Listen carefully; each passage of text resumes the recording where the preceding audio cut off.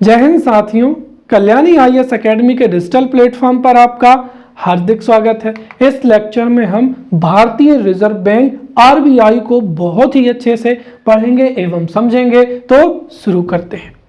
देखिए, देश के आर्थिक विकास, इकोनॉमिक डेवलपमेंट एवं इकोनॉमिक ग्रोथ के लिए उस देश का बैंकिंग सिस्टम बहुत मजबूत होना चाहिए, रेगुलेटेड होना चाहिए और कंट्रोल्ड होना चाहिए। यदि देश के बैंकिंग सिस्टम में लोगों का भरोसा है, फेथ है, तो उस देश के नागरिक अपनी जमाओं को या सेविंग्स को बैंक में डिपॉजिट करेंगे।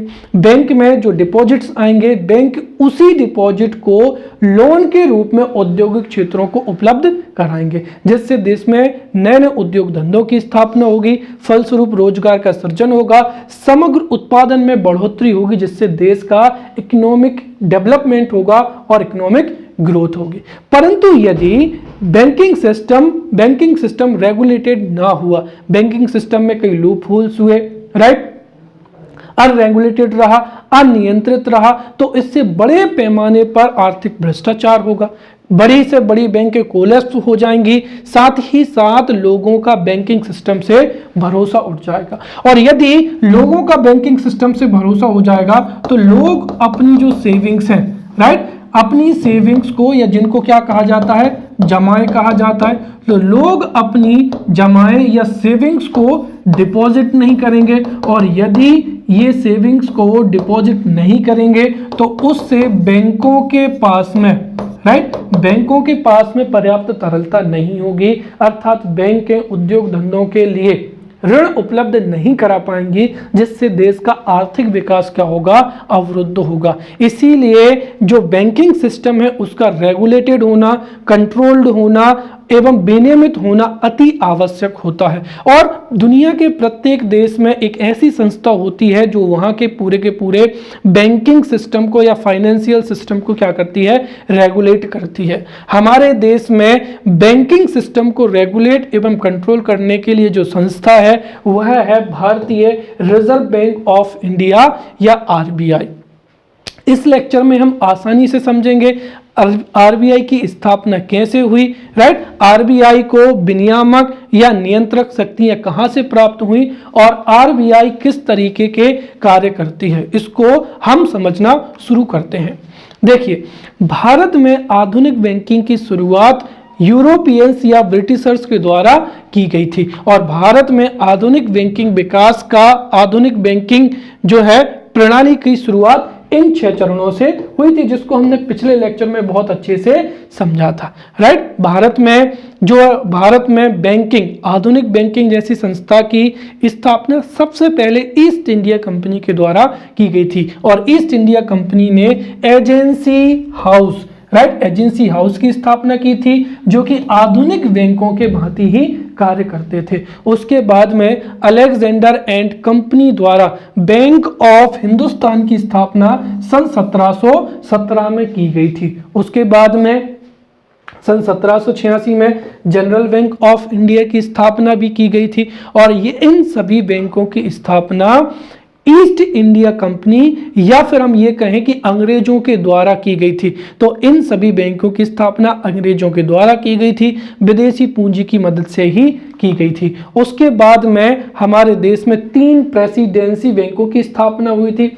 बैंक ऑफ बंगाल की स्थापना हुई थी बैंक ऑफ कलकत्ता के रूप में 1806 में, जिसको बैंक ऑफ बंगाल का नाम दिया गया 1809 में। फिर बैंक ऑफ बॉम्बे 1840 में स्थापित हुई और बैंक ऑफ मद्रास की स्थापना 1843 में हुई। उसके बाद में अंग्रेजों ने हमारे देश में सन 1806 में संयुक्त पूंजी कंपनी अधिनियम पारित किया और इस अधिनियम के पारित होने से ही भारत में सीमित देयता के साथ में बैंकों की स्थापना का लाइसेंस देना प्रारंभ किया गया।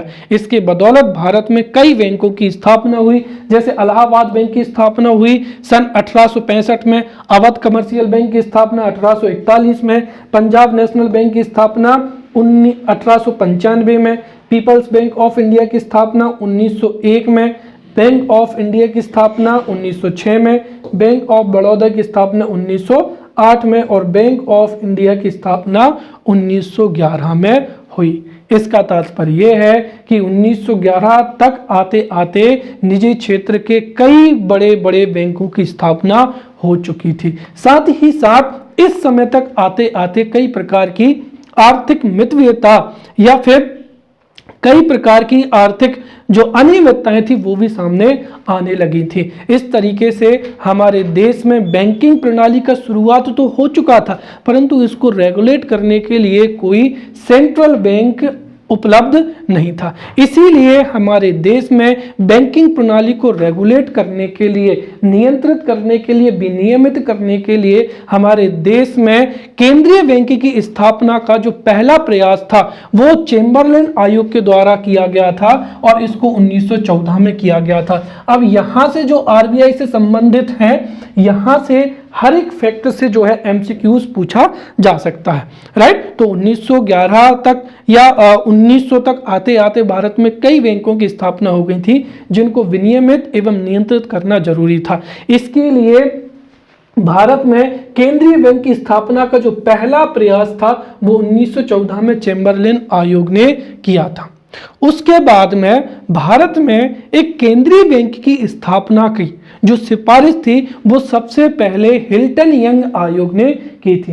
दरअसल हमारे देश में बैंकिंग सिस्टम को रेगुलेट करने के लिए एक कमीशन स्थापित हुआ था जिसका नाम था royal commission on Indian currency, right. Royal commission on Indian currency की स्थापना 1926 में हुई थी और दरअसल इसकी अध्यक्षता हिल्टन यंग ने की थी, इसीलिए इसको हिल्टन यंग आयोग भी कहा जाता है। और इसी हिल्टन यंग आयोग ने 1906 में भारत में केंद्रीय बैंक की स्थापना की सिफारिश की थी, परंतु उस समय पर ब्रिटिश सांसदों ने या फिर हम ये कहें कि ब्रिटिश सरकार ने इसको उतना गंभीरता से नहीं लिया। इसके कुछ ही समय पश्चात 1929 में आर्थिक महामंदी आई थी और उस आर्थिक महामंदी से जिन देशों में भी पूंजीवादी अर्थव्यवस्था प्रणाली थी, राइट, और मुख्य रूप से अगर हम बात करें तो अमेरिका है, ब्रिटेन है, उन देशों की अर्थव्यवस्थाएं बहुत बुरी तरीके से प्रभावित हुई और अमेरिका का जो बैंकिंग सिस्टम है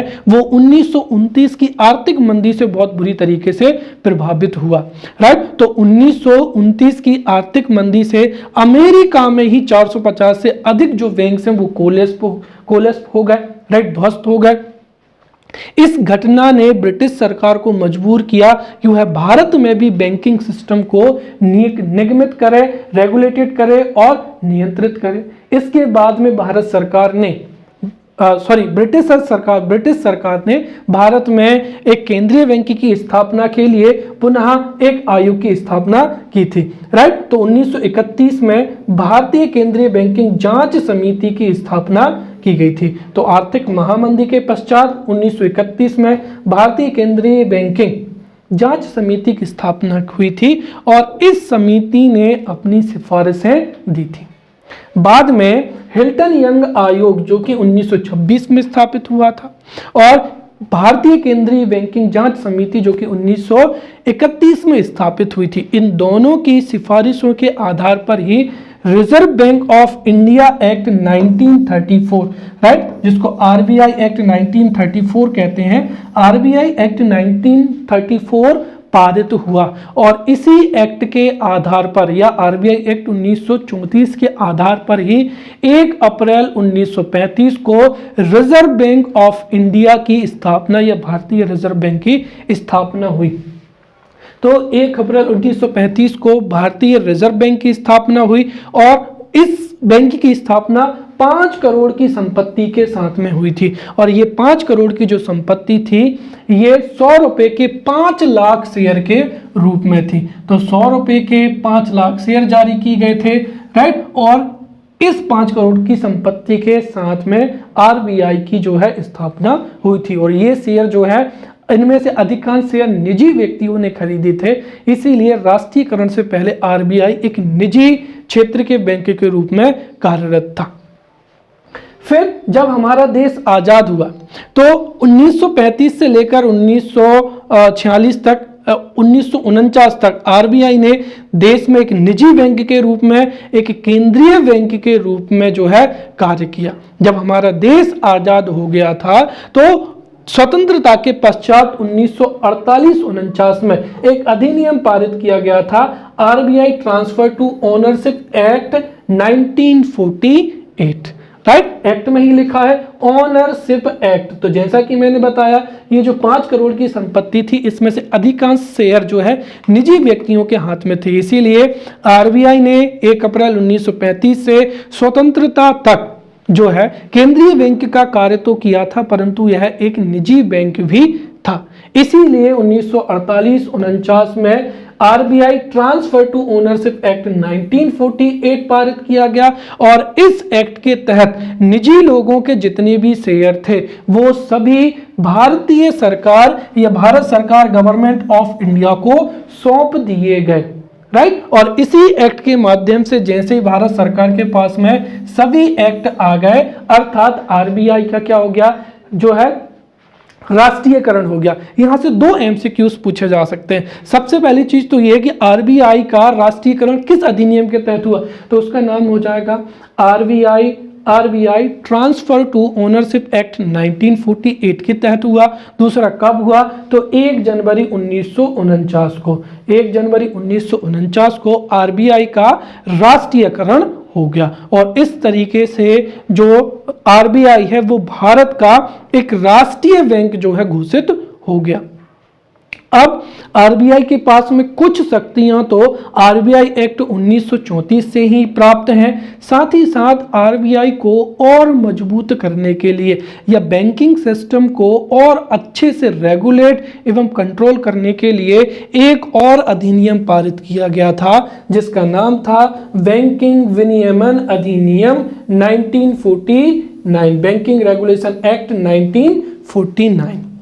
जो बैंकिंग रेगुलेशन एक्ट है या बैंकिंग विनियमन अधिनियम 1949 है, ये 1949 में पारित हुआ और इस अधिनियम ने आरबीआई को कई शक्तियां एवं कई अधिकार प्रदान किए। जैसे भारत में कोई भी संस्था है या कोई भी कंपनी है, उसको लाइसेंस का दर्जा केवल और केवल किसके द्वारा प्रदान किया जाएगा, आरबीआई के द्वारा ही प्रदान किया जाएगा, ताकि कोई भी फेक जो कंपनी है वो बैंकिंग के नाम पर किसी से भी जो है असंवैधानिक या इलीगल तरीके से जमाओं को स्वीकार ना करे। राइट, तो बैंकिंग रेगुलेशन एक्ट या बैंकिंग विनियमन अधिनियम 1949 के तहत ही आरबीआई किसी भी संस्था को या कंपनी को बैंकों का लाइसेंस प्रदान करता है।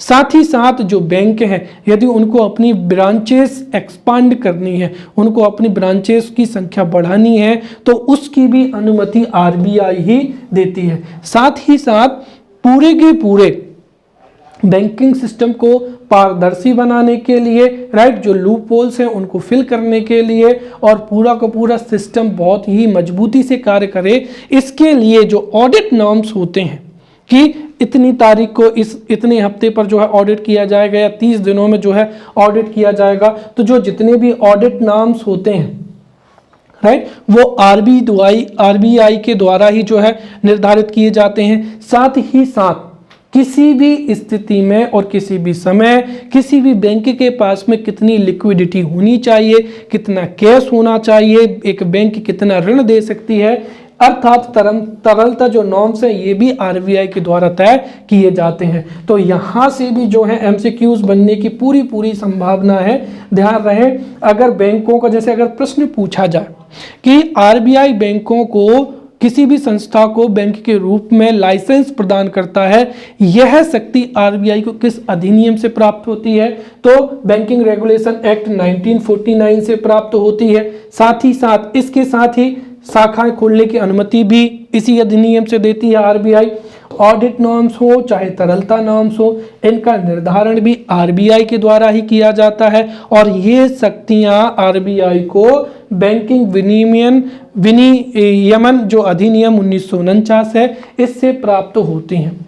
अर्थात हम सीधा कह सकते हैं कि एक हो जाएगा आरबीआई एक्ट 1934 जो कि हिल्टन यंग आयोग एवं भारतीय केंद्रीय बैंकिंग जांच समिति की सिफारिश पर स्थापित किया गया था, राइट, पारित हुआ था। और दूसरा हो जाएगा बैंकिंग रेगुलेशन एक्ट 1949। ये दोनों ही अधिनियम आरबीआई को देश के सेंट्रल बैंक और रेगुलेटर बैंक के रूप में शक्तियां प्रदान करते हैं। तो आरबीआई एक्ट 1934 तथा बैंकिंग रेगुलेशन एक्ट 1949 द्वारा प्रदत्त शक्तियों का उपयोग करते हुए हमारे देश में बैंकिंग सिस्टम को रेगुलेट करता है, कंट्रोल करता है और एक सेंट्रल बैंक के रूप में हमारे देश में कार्य करता है। अब आरबीआई से संबंधित कुछ प्रमुख तथ्यों को समझते हैं, जहां से प्री में सीधे सीधे जो है वो प्रश्न पूछे जा सकते हैं। सबसे पहला, आरबीआई की स्थापना आरबीआई एक्ट 1934 के आधार पर 1 अप्रैल 1935 को हुई थी। साथ ही साथ आरबीआई की जब स्थापना हुई थी उस समय आरबीआई की कुल संपत्ति 5 करोड़ थी, जो कि 100 रुपए के 5 लाख के शेयर के रूप में थी। आरबीआई के जो प्रथम गवर्नर थे वो कौन थे? सर ऑसबोर्न स्मिथ हो जाएंगे। और आरबीआई के जो प्रथम गवर्नर थे वो कौन हो जाएंगे? सीडी देशमुख हो जाएंगे। आरबीआई का जो मुख्यालय है वो मुंबई हो जाएगा। इसके अलावा आरबीआई के 4 उप मुख्यालय भी हैं। तो मुख्यालय कहां पर हो जाएगा? मुंबई में। इसके साथ ही ध्यान रहे कि इसके 4 उप मुख्यालय भी हैं, जो कि कहां हो जाएंगे? दिल्ली, मुंबई, कोलकाता और चेन्नई। तो मुख्यालय मुंबई में, उप मुख्यालय दिल्ली, मुंबई, कोलकाता, चेन्नई। और आरबीआई के जो क्षेत्रीय कार्यालय हैं वो कितने हो जाएंगे? 27 हो जाएंगे। फिर आरबीआई की संरचना में जो आधिकारिक निदेशक होते हैं, राइट, या ऑफिशियली डायरेक्टर्स होते हैं। दरअसल आरबीआई की संरचना में official directors and non official directors दोनों होते हैं, जिसमें आरबीआई की जो कार्यप्रणाली है उसके लिए जो आधिकारिक डायरेक्टर्स होते हैं वो महत्वपूर्ण भूमिका निभाते हैं। तो आरबीआई में आधिकारिक डायरेक्टर्स की संख्या होती है 5, जिसमें से एक मुख्य क्या होता है? आधिकारिक डायरेक्टर होता है, जिसको ही क्या कहा जाता है? गवर्नर कहा जाता है। तो आधिकारिक निदेशक में एक हो जाएगा क्या? गवर्नर। और 4 क्या होते हैं? डिप्टी गवर्नर होते हैं, जिनका कार्यकाल कितना होता है? 3 वर्ष होता है, राइट। पिछले कुछ वर्षों में जो है पहले आरबीआई के गवर्नर को 5 सालों के लिए नियुक्त किया जाता था, परंतु वर्तमान समय में जो है 3 वर्ष के लिए जो है गवर्नर नियुक्त किए जाते हैं। क्लियर? अब हम यहाँ पर आरबीआई का जो केंद्रीय बैंक बोर्ड है, राइट, जो केंद्रीय बैंक बोर्ड है जो कि कोई भी बैंकिंग सेक्टर से संबंधित किसी भी महत्वपूर्ण मामले पर फैसला लेता है, राइट, या फैसला सुनाता है, राइट। तो आरबीआई का जो केंद्रीय बैंक बोर्ड है, राइट, तो केंद्रीय बैंक बोर्ड है उसकी संरचना को हम समझते हैं, राइट। तो आरबीआई के केंद्रीय बोर्ड में, या जिसको केंद्रीय संचालय मंडल कहा जाता है, तो आरबीआई के केंद्रीय संचालय मंडल या आरबीआई के केंद्रीय बैंक बोर्ड में एक तो ऑफिशियल डायरेक्टर होते हैं और नॉन ऑफिशियल डायरेक्टर होते हैं, जिसको मैंने अभी बताया था। आधिकारिक निदेशक जिसको हिंदी में कहेंगे, या गैर आधिकारिक निदेशक। तो केंद्रीय संचालय मंडल में ऑफिशियल डायरेक्टर होते हैं और नॉन ऑफिशियल डायरेक्टर होते हैं। आरबीआई के जो ऑफिशियल डायरेक्टर होते हैं उसमें जो मुख्य डायरेक्टर होता है उसको ही क्या कहते हैं? गवर्नर कहते हैं, और यही आरबीआई का हेड होता है। और इसके अलावा आरबीआई के 4 डिप्टी गवर्नर भी होते हैं। फिर आरबीआई का जो नॉन ऑफिशियल डायरेक्टर होते हैं उनकी संख्या अगर हम देखें तो इस प्रकार से है। तो आरबीआई के नॉन ऑफिशियल डायरेक्टर में 2 तो हो जाएंगे शासकीय अधिकारी जो कि गवर्नमेंट ऑफिशियल होते हैं, राइट, भारत सरकार का वित्त सचिव, और एक अन्य अधिकारी होता है। साथ ही साथ 10 क्या होते हैं? डायरेक्टर्स होते हैं, जो कि सरकार द्वारा क्या होते हैं? मनोनीत होते हैं, अर्थात सरकार की भूमिका को प्रदर्शित करते हैं। तो 10 डायरेक्टर की मनोनयन या 10 डायरेक्टर मनोनीत होते हैं सरकार के द्वारा, 2 होते हैं शासकीय अधिकारी, साथ ही साथ 4 क्या होते हैं? डायरेक्टर्स होते हैं, जो कि आरबीआई के उप मुख्यालय दिल्ली, मुंबई, चेन्नई एवं जो कोलकाता है, राइट, उनके उप मुख्यालय से जो है 4 डायरेक्टर्स जो हैं नॉन ऑफिशियल डायरेक्टर के रूप में आरबीआई के केंद्रीय संचालय मंडल में होते हैं। क्लियर?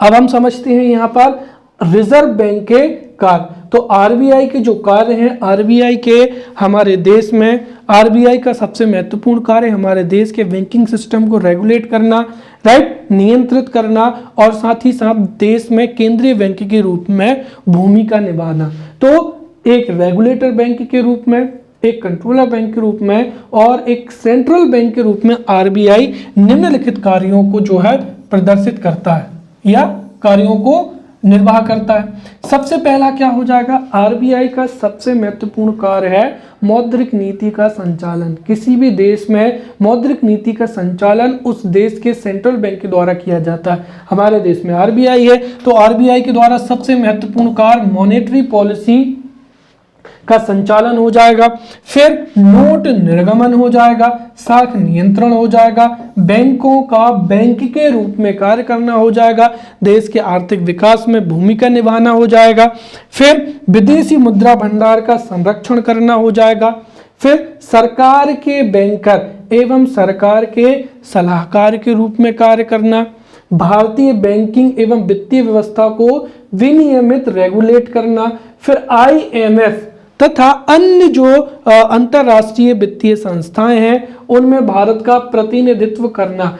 ये सभी आरबीआई के महत्वपूर्ण कार्य होते हैं जिनको हम अब जो है डिटेल से समझते हैं। सबसे पहला क्या हो जाएगा, मौद्रिक नीति का संचालन हो जाएगा, राइट। तो देश का आर्थिक विकास हो सके, देश में उद्योग धंधों की स्थापना हो सके, रोजगार में बढ़ोतरी हो सके, इसके लिए जरूरी है कि बाजार में तरलता उपलब्ध हो और साथ ही साथ यदि तरलता अधिक मात्रा में उपलब्ध होगी तो वह मुद्रास्फीति का या महंगाई का कारण बनेगी। इसलिए बाजार में तरलता इतनी मात्रा में हो जिससे हमारे देश का आर्थिक विकास हो सके और मुद्रास्फीति के कारण लोगों को परेशानी भी ना हो। तो देश में आर्थिक विकास एवं मुद्रास्फीति में समन्वय बनाने हेतु अर्थात बाजार में तरलता के नियंत्रण के लिए मौद्रिक नीति का निर्धारण आरबीआई के द्वारा किया जाता है। मौद्रिक नीति का निर्धारण भी आरबीआई करता है और उसका संचालन भी आरबीआई ही करता है।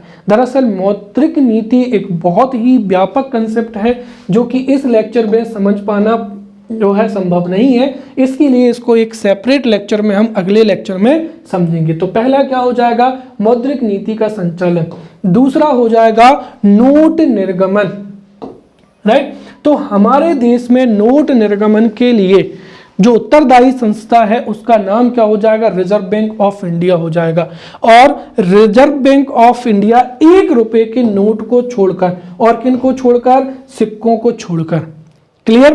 तो भारत में रिजर्व बैंक 1 रुपए के नोट को छोड़कर और सिक्कों को छोड़कर सभी नोटों का क्या करता है, निर्गमन करता है। तो हमारे देश में सभी नोटों का 10 का, 50 का, 2000 का सभी नोटों का जो निर्गमन है वो आरबीआई के द्वारा किया जाता है। और साथ ही साथ यहाँ पर ऐसा नहीं है कि आरबीआई को जब मर्जी होगी तब वो आरबीआई नोटों को छाप देगा। आरबीआई जब भी नोटों को छापना है तो इसके लिए भी आरबीआई एक सिद्धांत का पालन करता है। तो आरबीआई जब नोटों को छापता है या नोटों का निर्गमन करता है तब वह न्यूनतम निधि पद्धति, राइट, इसको क्या करता है, अपनाता है। दूसरी चीज यहाँ पर प्री के लिए याद रखना है कि एक तो नोटों के निर्गमन के लिए न्यूनतम निधि पद्धति को अपनाता है और इस न्यूनतम निधि पद्धति को आरबीआई ने 1957 से ही जो है स्वीकार किया है। और इस न्यूनतम निधि पद्धति के अनुसार आरबीआई जितने भी नोट छापता है उन नोटों के पीछे, राइट, तो आरबीआई जितने नोट निर्गमन करेगा उन नोटों के पीछे आरबीआई के पास 200 करोड़ रुपए कैश रूप में उपलब्ध होनी चाहिए। और ये 200 करोड़ में से 115 करोड़ का स्वर्ण होना चाहिए और 85 करोड़ की विदेशी मुद्रा होनी चाहिए। अर्थात आरबीआई जब न्यूनतम निधि पद्धति के माध्यम से नोटों को छापता है तो जितने नोट छापता है उनके पीछे आरबीआई हमेशा 200 करोड़ रुपए रखता है नगद रूप में, जिसमें से 115 करोड़ का क्या होता है, गोल्ड होता है, साथ ही साथ 85 करोड़ की क्या होती है, विदेशी मुद्रा होती है, ताकि बाजार में मुद्रास्फीति उत्पन्न ना हो और एक पैरेलल इकोनॉमी जो है, पैरेलल जो है व्यवस्था प्रारंभ ना हो। साथ ही साथ अगर किसी वजह से जो निर्गमित नोट हैं, जैसे वर्तमान समय में नोट चल रहे हैं, कई लोग नोटों का इस्तेमाल करते हैं, कई बार धुल जाते हैं, कई बार फट जाते हैं, कई बार क्षतिग्रस्त हो जाते हैं। तो जो निर्गमित नोट हैं यदि वो किसी भी वजह से फट जाते हैं तो आरबीआई उन नोटों की जगह पर दूसरे नोटों को क्या करता है, छापता है। अर्थात परिचलन में ना होने वाले नोटों का जो निर्गमन है वो भी आरबीआई के द्वारा किया जाता है। तीसरा हो जाएगा यहाँ पर साख नियंत्रण हो जाएगा। तो आरबीआई देश में साख नियंत्रण का कार्य करता है। अब यहाँ पर ये शब्द आपको कई बार परेशान करता होगा कि आखिरकार क्रेडिट क्रिएशन क्या है या साख नियंत्रण क्या है। तो इसको बहुत अच्छे से आप समझें, साख नियंत्रण का क्या मतलब होता है या क्रेडिट क्रिएशन क्या होता है उसको समझते हैं। देखिए, जो पूरी की पूरी बैंकिंग सिस्टम का मूल सार ये है कि जो बैंकें होती हैं उनके पास में खुद से क्या होता है, कोई भी पैसा होता नहीं है, राइट। सीधी सी बात है। बैंकें जो साख नियंत्रण है उससे आप समझिए, बैंकों के पास में खुद के पास में कोई पैसा होता नहीं है। और दूसरी चीज ये है कि हमारे देश में नोट निर्गमन का कार्य किसके द्वारा किया जाता है, आरबीआई का। और आरबीआई तभी छापेगी जब आरबीआई न्यूनतम निधि पद्धति को स्वीकार करे। तो फिर बैंकों के पास में इतना पैसा कहां से आता है? दरअसल क्या होता है कि देश के जो आम नागरिक होते हैं, प्रत्येक व्यक्ति कार्यकर्ता, उसको जो आय होती है, आय में से वह कुछ खर्च कर देता है और बचता है उसकी क्या होती है, सेविंग होती है। और प्रत्येक व्यक्ति अपने भविष्य में शिक्षा के लिए, स्वास्थ्य के लिए, पारिवारिक खर्चों के लिए अपनी सेविंग्स को सुरक्षित रखता है ताकि आकस्मिक स्थिति में है उसका प्रयोग करके जो है अपने परिवार का पालन पोषण कर सके। अब ये जो सेविंग्स होती हैं, राइट, बैंकें क्या करती हैं, इसी सेविंग्स को स्वीकार करती हैं। अब जाहिर सी बात, कोई भी व्यक्ति बैंक में चलकर अपने पैसा डिपॉजिट करने तो नहीं जाएगा, बैंक के कुछ ना कुछ प्रलोभन तो देंगे। तो दरअसल क्या करती हैं बैंकें, अगर आप आपकी डिपॉजिट को बैंक में रखेंगे तो पहली चीज वो सेफ रहेंगी, दूसरी चीज बैंक आपको क्या देंगे, उसका ऋण देंगे या इंटरेस्ट देंगे, ऋण देंगे। तो जैसे आपने आपकी जो पैसा है वो कहां पर रख दिया, बैंक में रख दिया, और जितना पैसा आप बैंक में डिपॉजिट करेंगे, हो सकता है बैंक आपको, मान लेते हैं 3.7% का जो है आपको क्या दिया जाता है, इंटरेस्ट दिया जाता है, राइट। अब होगा क्या कि बैंकों के पास में, जब हमारे देश में सभी व्यक्ति इस तरीके से बैंक में क्या करेंगे, अपना पैसा डिपॉजिट कर देंगे, तो बैंकों के पास में जो भी पैसा हो जाता है, जो भी डिपॉजिट बैंक में जमा होते हैं, उसी डिपॉजिट को बैंक क्या करती हैं, जो इंडस्ट्रीज हैं, राइट, उद्योग हो जाएंगे या जिस किसी को भी क्या है आवश्यकता, आपको घर बनाना है, गाड़ी लेना है, तो आपको क्या करेंगे, बैंक ही फिर क्या करेंगी, ऋण देंगी। तो ये बैंकें उद्योगों को या एक आम उपभोक्ता को भी क्या देती हैं, ऋण देती हैं, राइट। अब अंतर क्या होता है आप समझिए, जो सेविंग्स हम हमारी बैंक में डिपॉजिट करते हैं उस पे मैक्सिमम आपको जो मिलता है इंटरेस्ट, वो मैक्सिमम से मैक्सिमम अगर हम मान लें तो कितना मिलता है, 4% मिलता है। इसका मतलब बैंक के नागरिकों को अपने डिपॉजिट जमा करने के लिए 3.7, 4 या 4.5 ये जो है लोगों को क्या करती है, ब्याज के रूप में देती है। लेकिन इसी पैसे को जब बैंक के किसी व्यक्ति को या उपभोक्ता को ऋण देती हैं तो उसकी दर 8, 9, 10, 11%। आप कभी अगर 2 व्हीलर भी खरीदेंगे तो आपको 11% पर, घर खरीदेंगे तो 12 या 13% पर। इसका मतलब ये कि उसी पैसे को जो है उपभोक्ताओं के लिए, उसी पैसे को 11% के ऋण जो है इंटरेस्ट लेकर उद्योगों को दिया जाता है। इसका तात्पर्य ये हुआ कि बैंकों का अगर हम देखें तो बैंकों का जो एक तरीके से संचालन होता है वो इस 11% और इस 4% का जो अंतर है, तो 11 में से 4 गया, कितना हो जाएगा यहाँ पर 7%। तो जो 7% है यही क्या कहलाता है, साख सृजन कहलाता है।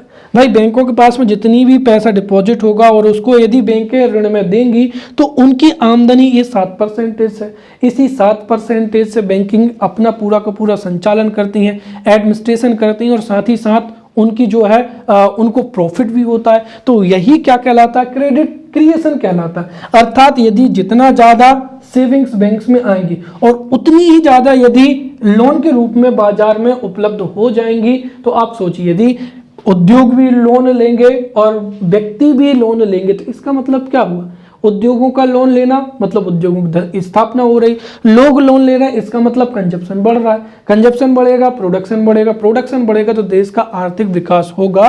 तो इस तरीके से ये जो प्रॉफिट होता है इसी को क्या कहते हैं, साख सृजन कहते हैं, राइट। और बैंक जो है हमारे देश में साख सृजन के लिए जानी जाती हैं, साथ ही साथ साख को क्या करती हैं, नियंत्रित भी करती हैं। तो साख सृजन आपको समझ में आ गया, राइट। तो ये हो जाएगा साख सृजन हो जाएगा। अब हम समझते हैं यहां पर साख नियंत्रण के बारे में।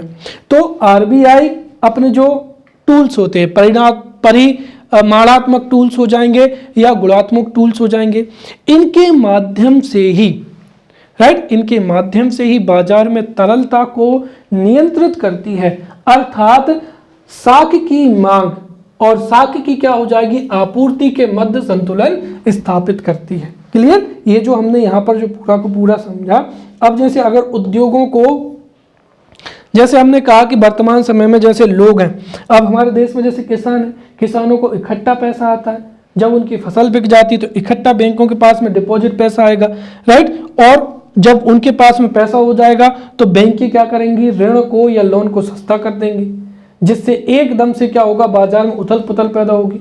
या फिर हो सकता है कि किसी वर्ष सूखा हो जाए तो बैंकों के पास में डिपॉजिट ना आए, तो हो सकता है उस स्थिति में जो ऋण है उद्योगों के लिए बहुत महंगे दरों पर हो। तो कुल मिलाकर इसी को क्या करना, कंट्रोल करना ही जो है साख नियंत्रण कहलाता है। तो आरबीआई अपने परिमाणात्मक एवं गुणात्मक उपायों के माध्यम से हमारे बाजार में जो विशेष वित्तीय आवश्यकताएं होती हैं या तरलता की मात्रा को नियंत्रित करने के लिए जो साख की मांग है एवं साख की आपूर्ति, इसके मध्य संतुलन स्थापित किया जाता है।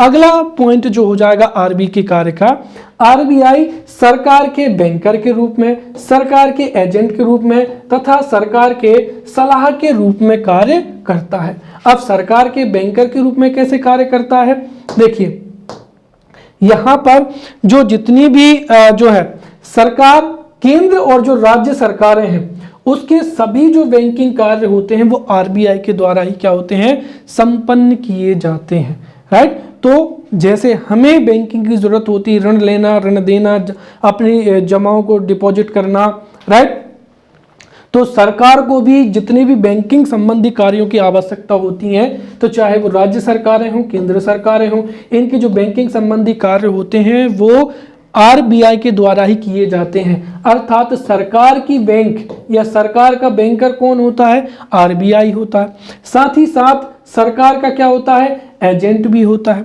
जब कभी भी सरकार को पैसे की, मुद्रा की या करेंसी की आवश्यकता होती है तो सरकार गवर्नमेंट सिक्योरिटी निर्गमित करती है और उसी सिक्योरिटी को फिर आरबीआई क्या करती है, बेचती है और बाजार से पैसा उगाही करके सरकार को दे देती है, राइट। तो यहां पर सरकार के एजेंट के रूप में कार्य करती है। साथ ही साथ आर्थिक मंदी से निकलने के लिए या मुद्रास्फीति को नियंत्रित करने के लिए या अर्थव्यवस्था के क्षेत्र में कोई क्रांतिकारी कदम उठाने के लिए या सार्वजनिक हित में जो है आरबीआई सरकार को विभिन्न तरीके की सलाह देती है।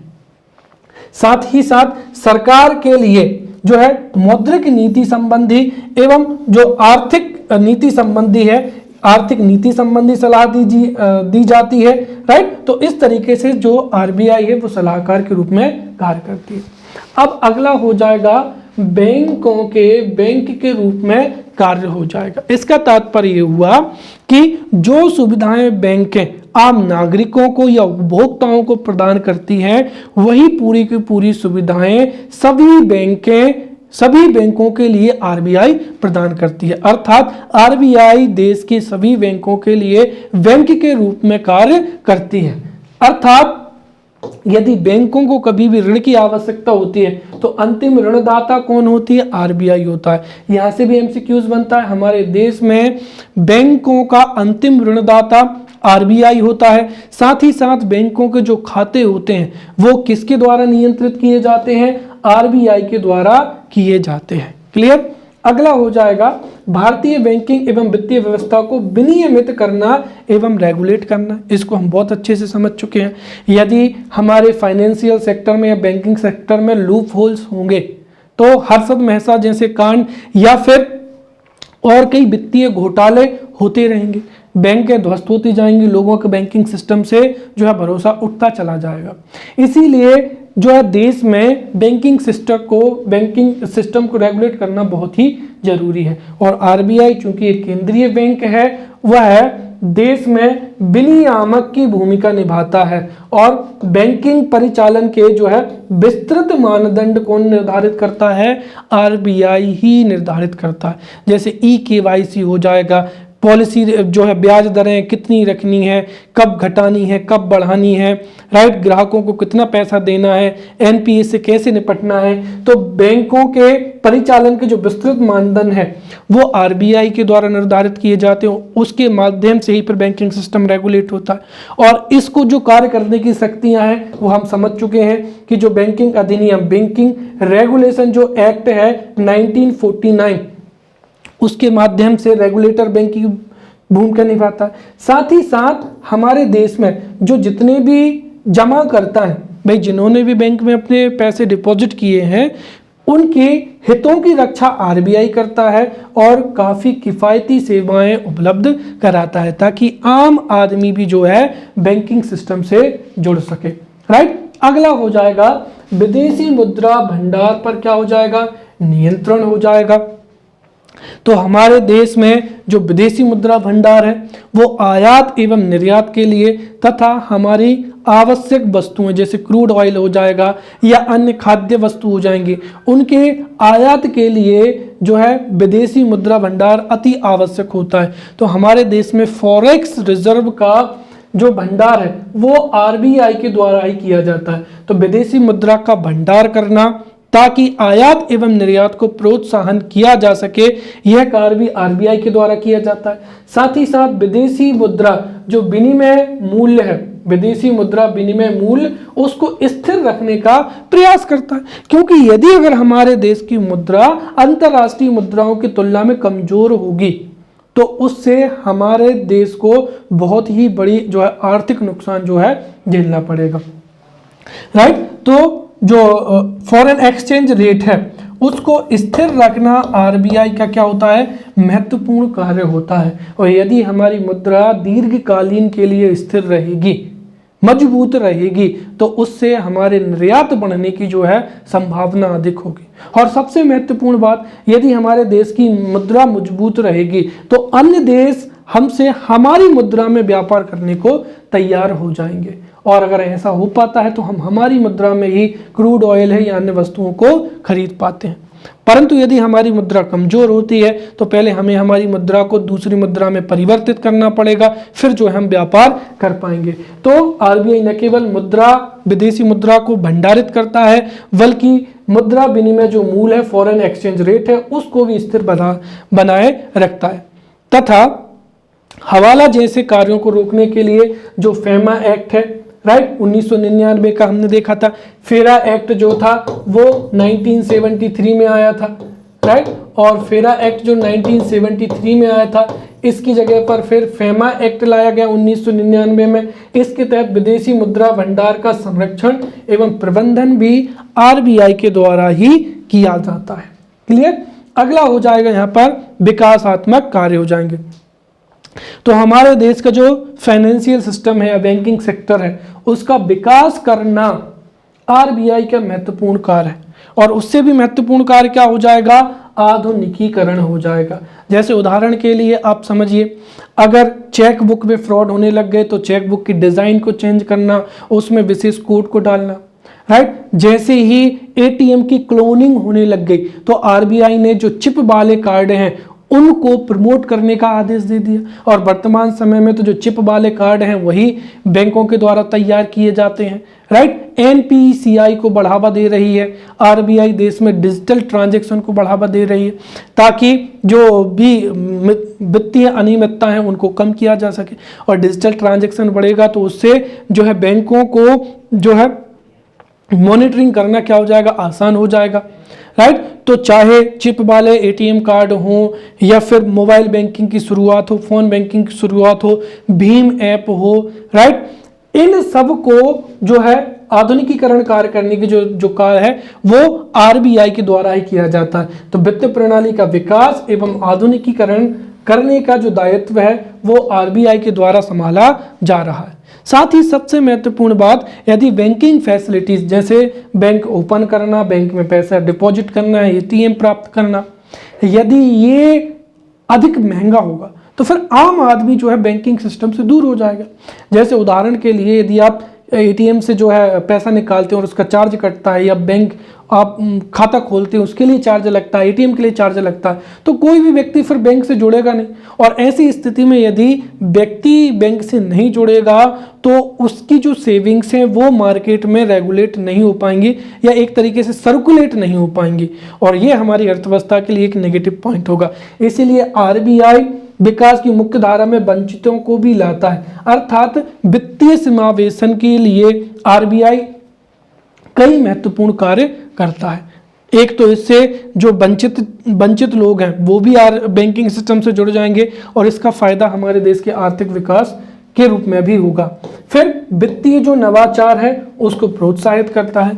जैसे जैसे ऑनलाइन फ्रॉड हो रहे हैं, आरबीआई विभिन्न प्रकार के विज्ञापनों की मदद से, राइट, मीडिया की मदद से लोगों में जागरूकता फैलाता है। अपना एटीएम का पिन कार्ड है या जो है अपनी गोपनीय जानकारी किसी के साथ में शेयर ना करें। साथ ही साथ आरबीआई समय समय पर विशेषीकृत जो वित्तीय संस्थाएं होती हैं, जैसे सिडबी हो जाएगा, small industrial development bank of India, ताकि भारत में जो लघु सूक्ष्म एवं मध्यम उद्योग हैं उनको विकास हो सके।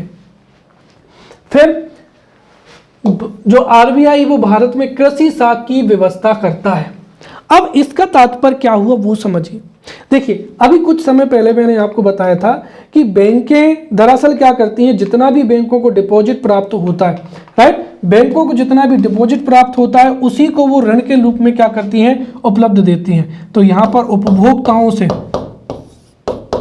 राइट, उपभोक्ता और क्या हो जाएगा, बैंक हो जाएगा, और एक तरफ क्या हो जाएंगे, उद्योग हो जाएंगे। अब सीधी सी बात है, आप समझिए, उपभोक्ता से अगर 4% उपभोक्ता को 4% का क्या दे रही है, लोन दे रही है, तो उद्योगों से जो बैंक है वो 11% का क्या लेती है, ऋण लेती है, राइट। और अगर 11 उद्योगों से 11% का ऋण लेकर, इंटरेस्ट लेकर जो है ऋण उपलब्ध कराएगी किसको, उद्योगों को, और इसी से बैंकों को क्या होता है, फायदा होता है। इसीलिए जो जितनी भी बैंकें होती हैं वो हमेशा उद्योगों के लिए क्या करती हैं, ऋण उपलब्ध करा देती है, क्योंकि जो बड़े बड़े इंडस्ट्रियल हाउसेस होते हैं वो महंगे ब्याज दरों पर ऋण पूरा का पूरा क्या कर लेते हैं, ले लेते हैं। अब इससे क्या होगा कि बैंकों के पास में जितनी भी सेविंग्स है वो अगर पूरी की पूरी औद्योगिक क्षेत्र में अगर खर्च हो जाएंगे तो उससे अर्थव्यवस्था के अन्य क्षेत्रों के लिए तो ऋण उपलब्ध ही नहीं होंगे। इसीलिए जो आरबीआई है उसने एक प्रायोरिटी सेक्टर लैंडिंग जो है वो नॉर्म्स स्थापित किए हैं, या फिर जो जहां पर क्रेडिट की आवश्यकता होती है वहां की व्यवस्था करना। जैसे कृषि के क्षेत्र में क्रेडिट की व्यवस्था नहीं थी, इसीलिए आरबीआई ने नाबार्ड की स्थापना की, राइट। तो कृषि विभाग द्वारा आरबीआई की मदद से नाबार्ड की स्थापना की गई, और यह है एग्रीकल्चर के क्षेत्र में ऋण उपलब्ध कराने के लिए एवं एग्रीकल्चर सेक्टर को बढ़ावा देने के लिए ऋण उपलब्ध कराने का महत्वपूर्ण कार्य करता है। अगला हो जाएगा आरबीआई आईएमएफ तथा अन्य अंतरराष्ट्रीय जो वित्तीय संस्थाएं हैं वहां पर भारत का प्रतिनिधित्व करता है। तो आरबीआई आईएमएफ का भारत का प्रतिनिधित्व करता है। साथ ही साथ हमारे देश में जो जितने भी आर्थिक आंकड़े हैं, मुद्रास्फीति कितनी है या इंटरेस्ट रेट कितना है या फिर कोई भी योजना से कितना लाभ होगा, कितना नुकसान होगा, आर्थिक क्षेत्र में, औद्योगिक क्षेत्र में क्या हलचल है, तो हमारे देश के जो जितने भी आर्थिक आंकड़े हैं उनका संकलन करना और उनका प्रकाशन करना, ताकि हमारे देश में वित्तीय पारदर्शिता बनी रहे। और वित्तीय पारदर्शिता रहेगी तो उससे लोगों का बैंकिंग सिस्टम में भरोसा होगा, जो कि देश के आर्थिक विकास के हित में होगा। साथ ही साथ औद्योगिक विकास के लिए औद्योगिक वित्त की व्यवस्था करना, और आरबीआई ने इसके लिए औद्योगिक जो वित्त निगम है, राइट, राज्य वित्त निगम की स्थापना में भी महत्वपूर्ण भूमिका निभाई है। अगला हो जाएगा विदेशी विनिमय दर का, जो फॉरेन एक्सचेंज रेट है उसका नियमन करना। तो ये जो है हमने यहाँ पर आरबीआई के महत्वपूर्ण कार्यों को पढ़ लिया है। अब चूंकि जो है प्रारंभिक परीक्षा में यहाँ पर आरबीआई के जो गवर्नर हैं उनसे भी प्रश्न पूछे जा सकते हैं। सबसे पहला जो प्रश्न है वो इस तरीके से पूछा जा सकता है कि निम्नलिखित में से कौन आरबीआई का गवर्नर नहीं रहा है।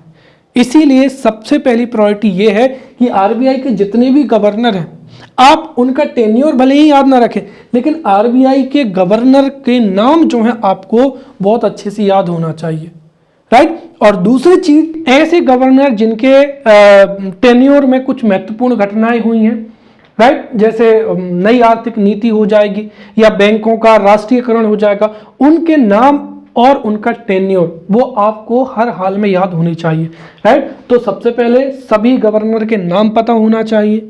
और दूसरी चीज, जब विभिन्न प्रकार की आर्थिक घटनाएं हुई हैं तो उस समय पे कुछ खास खास जो गवर्नर उनका टेन्योर भी याद रखना है। तो सबसे पहले हम शुरू करते हैं, सर ऑसबोर्न स्मिथ हो जाएंगे, राइट। तो सर ऑसबोर्न स्मिथ आरबीआई के पहले गवर्नर थे जिन्होंने 1935 से लेकर 1937 के बीच में गवर्नर का कार्यभार संभाला था। उसके बाद में सर जेम्स ब्रेड टेलर हो जाएंगे जिन्होंने 1937 से 1943 तक गवर्नर का कार्य संभाला था। फिर तीसरे हो जाएंगे यहाँ पर सीडी देशमुख, और ये कई बार प्रश्न में भी पूछा जा चुका है तो उनका टेन्योर आप याद रखें। जो सीडी देशमुख थे, सीडी देशमुख का कार्यकाल 11 अगस्त 1943 से 30 जून 1949 के बीच में था। कब तक? कब? 11 अगस्त 1943 से जून 30 1949 के बीच में सीडी देशमुख ने आरबीआई के गवर्नर के रूप में कार्य किया है। यहां पर 3 फैक्ट याद रखेंगे। सबसे पहला तो स्वतंत्रता के समय आरबीआई का गवर्नर कौन था? स्वतंत्रता के समय आरबीआई के गवर्नर सीडी देशमुख थे। दूसरी चीज, जब आरबीआई का राष्ट्रीयकरण हुआ, कब? 1949 में। तो आरबीआई का राष्ट्रीयकरण हुआ उस समय पे भी इसके गवर्नर कौन थे? तो कौन हो जाएंगे? सीडी देशमुख ही हो जाएंगे, राइट। और अगर हम ये कहें कि स्वतंत्र भारत के पहले गवर्नर कौन हो जाएंगे तो सीडी देशमुख हो जाएंगे, राइट। अब अगला हो जाएगा, राइट, बेनेगल रामाराव। इन्होंने 1949 से 1957 के बीच में गवर्नर के रूप में कार्य किया है। फिर केजी अम्बेगौनकर हो जाएगा जिन्होंने 1957 से 14 जनवरी 1957 से 28 फरवरी 1957 के बीच में कार्य संभाला है।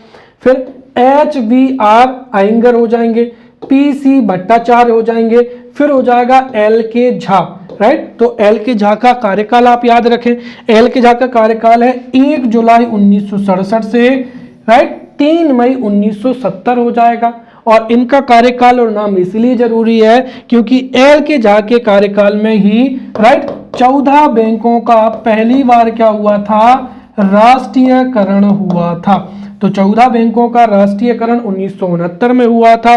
उस समय पे गवर्नर थे LK झा जिनका कार्यकाल है 1 जुलाई 1967 से कितना हो जाएगा? 3 मई 1970। उसके बाद में BN अडारकर हो जाएगा, राइट। फिर S जगन्नाथम हो जाएगा, फिर NC सेनगुप्ता हो जाएगा, फिर KR पुरी हो जाएंगे, फिर M नरसिंहमन हो जाएंगे, क्लियर। फिर हो जाएंगे IG पटेल, और इनका कार्यकाल था 1 दिसंबर 1977 से 15 सितंबर 1982। और इनका कार्यकाल इसलिए महत्वपूर्ण है क्योंकि जो सेकेंड, राइट, फर्स्ट राष्ट्रीयकरण हुआ था, राइट, LK झा के समय, और दूसरा जो राष्ट्रीयकरण हुआ था वो IG पटेल के समय पर हुआ था, राइट, 1980 में। तो IG पटेल के समय पे 6 बैंकों का दूसरी बार राष्ट्रीयकरण हुआ था, और इस समय पे गवर्नर थे IG पटेल। दिसंबर 1977 से सितंबर 15 1982 के बीच में।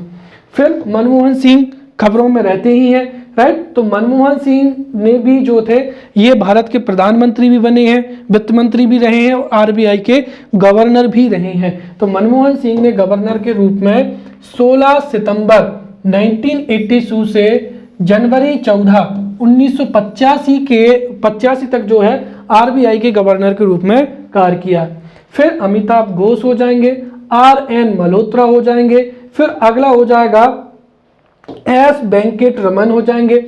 एस वेंकटरमन ने दिसंबर 22 1990 से दिसंबर 21 1992 के बीच में कार्य किया है।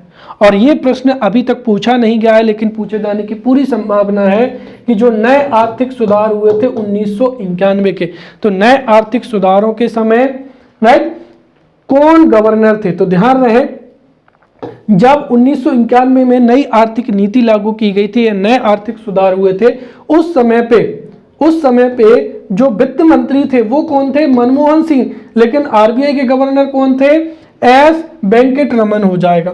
फिर उसके बाद में सी रंगराजन हो जाएगा, बिमल जादवान हो जाएंगे, वाई बी रेड्डी हो जाएंगे, डी सुब्बाराव हो जाएंगे, राइट। फिर क्या हो जाएगा? रघुराम राजन, जिन्होंने 2013 से 2016 के बीच में जो है गवर्नर के रूप में कार्य किया। फिर उर्जित पटेल हो जाएंगे, सितंबर 4 2016 से दिसंबर 11 2018 के बीच में। फिर हो जाएंगे शक्तिकांत दास, राइट, 2018, ये दिसंबर 12 2018 से 2021, और वर्तमान में इनका जो टेन्योर है वो बढ़ चुका है। तो वर्तमान समय में भी कौन है? शक्तिकांत दास ही आरबीआई के गवर्नर हैं। तो इस तरीके से हमने बहुत ही अच्छे से आरबीआई को समझ लिया है। अगले लेक्चर में मिलते हैं, तब तक के लिए धन्यवाद।